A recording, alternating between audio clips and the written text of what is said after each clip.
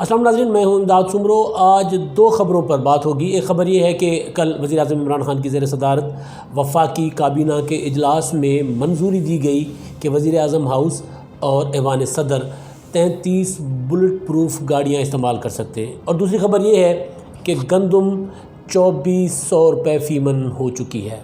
2400 रुपये फ़ी मन, यानी आज से कुछ महीने कबल जो गंदम 1400 रुपये 1450 रुपये में किसान से ख़रीदी गई थी, अब वो 2400 रुपये फ़ी मन हो चुकी है। और दूसरी ख़बर, वज़ीर आज़म इमरान ख़ान ने 33 बुलेट प्रूफ गाड़ियाँ इस्तेमाल करने की मंजूरी दी ऐवान सदर के लिए और वज़ीर आज़म हाउस के लिए। ये गाड़ियाँ वही हैं जो आपको याद होगा कि जब खान साहब वज़ीर आज़म बने थे तो उन्होंने वो नीलाम करने का ऐलान किया था कि 2 गाड़ियाँ रखूँगा, 2 मुलाजिम रखूँगा, वज़ीर आज़म हाउस में नहीं रहूँगा। वज़ीर आज़म हाउस जो है वो यूनिवर्सिटी बनेगा। 2 साल हो गए, यूनिवर्सिटी तो नहीं बना वज़ीर आज़म हाउस। अलबत्ता अजीब व गरीब साजिशों का गढ़ ज़रूर बन गया, जहाँ होने वाली साजिशों में किसी भी गद्दारी का मुकदमा बनता है तो कभी कुछ होता है, कभी कुछ होता है। किसी को गिरफ़्तार करने का वो जो साबिक़ DG FIA बशीर मेमन साहब ने इंकशाफात किए कि किस तरह वज़ीर आज़म हाउस में बुला कर उनको क्या क्या कहा जाता रहा कि अपोजिशन और ख़ास तौर पर नून लीग के ख़िलाफ़ क्या करना है, क्या नहीं करना। खैर, मेमन साहब ने जो बात की उसमें उन्होंने आधा सच बोला, आधा सच तो नहीं बोला। वो कभी और किसी और में बात करेंगे उस पर मौके पर।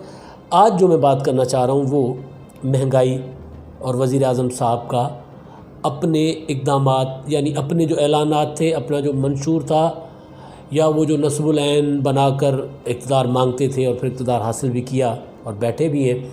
और 2 साल में क्या किया कि वहीं पर घूम फिर के आ गए।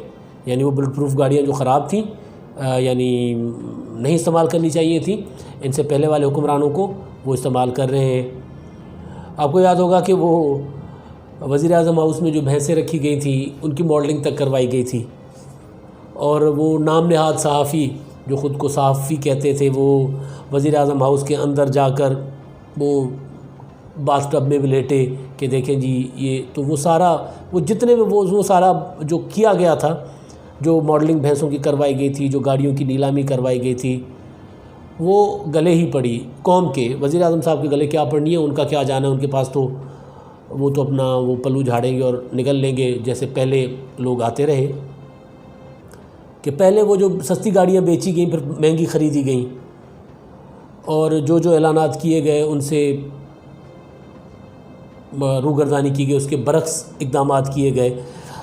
आज मुझे बार बार रह कर कल, क्योंकि मैंने ख़ुद सब्ज़ी जब ख़रीदी तो 200 रुपये किलो मैंने ख़रीदे टमाटर, 200 रुपये। तो मुझे याद आया कि खान साहब कंटेनर पे होते थे तो खड़े होकर कहते थे कि लोगों, पाकिस्तानियों, एक चीज़ सुन लो। मैं ज़रूरी चीज़ कहना चाह रहा हूँ आपको, ये मैं उनको कोट कर रहा हूँ क्योंकि मैं कोशिश कर रहा हूँ अल्फाज भी उनके हो कि मेरे पाकिस्तानियों सुन लो, एक बात जो बहुत ज़रूरी है मैं आपको बताना चाहता हूँ। और वो ये है कि जब महंगाई हो तो समझें कि हुक्मरान चोर हैं, यकीन जाने कि हुक्मरान चोर हैं।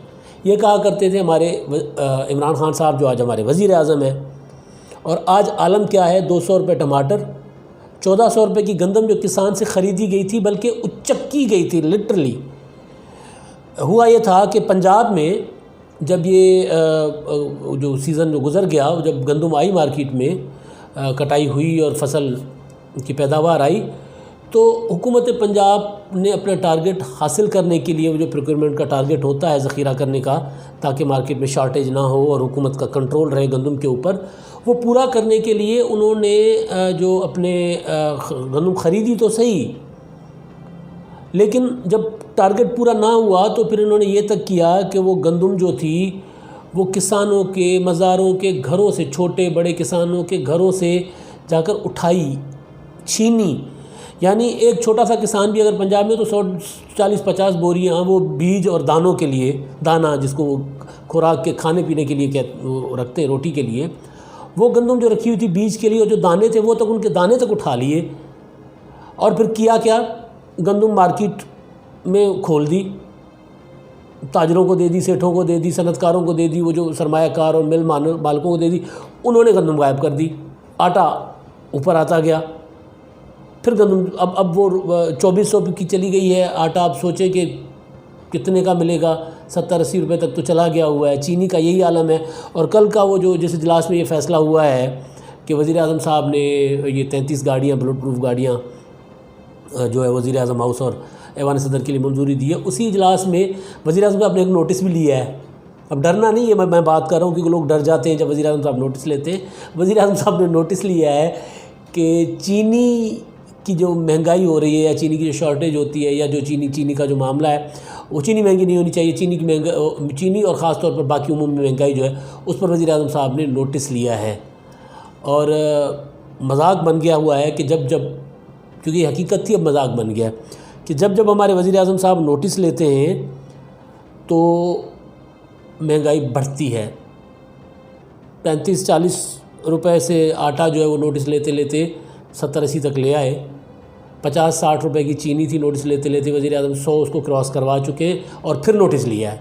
तो लोगों ने कानों को हाथ लगा दिए कि भाई खुदा का खौफ करें, अब नोटिस लेना बंद कर दें। अगर आप कंट्रोल नहीं कर सकते तो कम से कम नोटिस ना लें।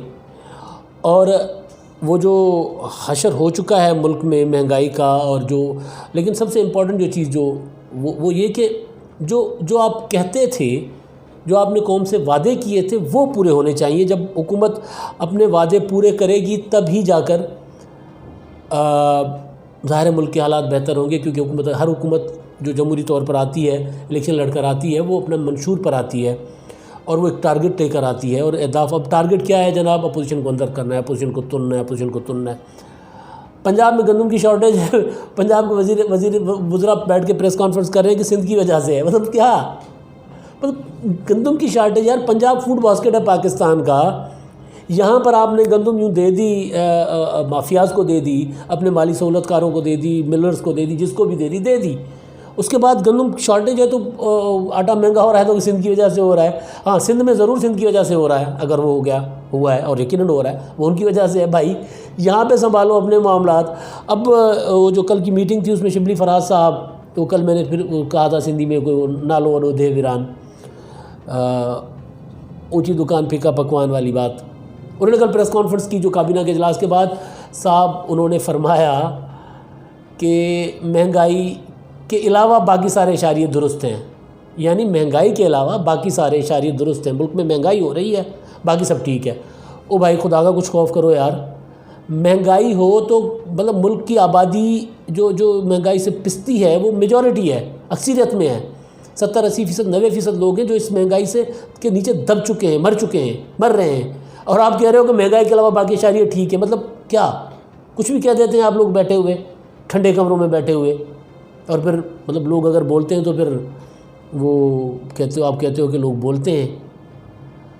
तो शिबली फराज साहब, जो मईशत होती है ना, वो होती है जो मेरे ऊपर गुज़र रही है, जो किसी के ऊपर गुज़र रही है। कोई बंदा बेरोज़गार हो, कोई जो 200-400 रुपये कमाता हो, वो उसके सिर्फ आटे में चले जाएं तो उससे पूछें कि महंगाई का इशारिया अगर ख़राब है, महंगाई अगर बढ़ रही है तो फिर उसकी नज़र में कुछ भी ठीक नहीं है मुल्क में।